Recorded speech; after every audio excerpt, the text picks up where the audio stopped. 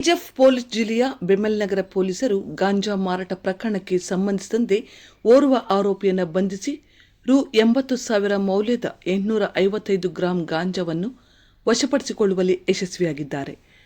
December 14ರಂದು ಬೆಮ್ಮಲ್ನಗರ police ಠಾಣೆ ವ್ಯಾಪ್ತಿಯ ಕೃಷ್ಣಾಪುರಂ ಗ್ರಾಮದ ರಸ್ತೆಯ ಪಕ್ಕದಲ್ಲಿ ಗಾಂಜಾ ಮಾರಾಟ ಮಾಡುತ್ತಿರುವ ಬಗ್ಗೆ ಬಂದಂತಹ ಖಚಿತ ಮಾಹಿತಿಯನ್ನು ಆಧರಿಸಿ ಬೆಮ್ಮಲ್ನಗರ ಪೊಲೀಸ್ ಠಾಣೆಯ ಪಿಎಸ್ಐ ಮಾಲಾಜಿ ಮತ್ತು ಸಿಬ್ಬಂದಿಗಳು ಕೂಡಲೇ ದಾಳಿ ನಡೆಸಿ ಮಾಲೂರು ತಾಲೂಕಿನ ಚಿಕ್ಕಾಪುರ ಗ್ರಾಮದ ವಾಸಿ 54 ವರ್ಷದ ವೆಂಕಟೇಶ್ ಎಂಬಾತನನ್ನು ಬಂಧಿಸಿ ಆತನಿಂದ ಸುಮಾರು 80,000 ಮೌಲ್ಯದ 855 ಗ್ರಾಂ ಗಾಂಜಾವನ್ನು ವಶಪಡಿಸಿಕೊಂಡು ಆರೋಪಿಯನ್ನು ನ್ಯಾಯಾಂಗ ಬಂಧನಕ್ಕೆ ಒಪ್ಪಿಸಿರುತ್ತಾರೆ.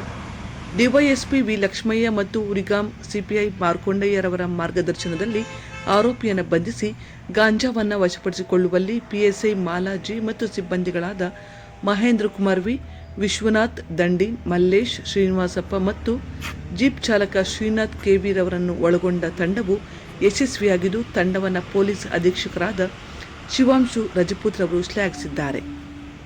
For all NCERT, CBSE textbooks, guides, PUC, ITI, BE textbooks, guides and classmate notes, and for all the types of stationery available only at Satya Bookstore, opposite to Karur Vaishya ATM, Aladamara, Bemmal Nagar, KGF. For more details, contact 8073962145. 100% pure and clean. No compromise. Best quality, family restaurant. 100% Ambur and Dindukal style biryani.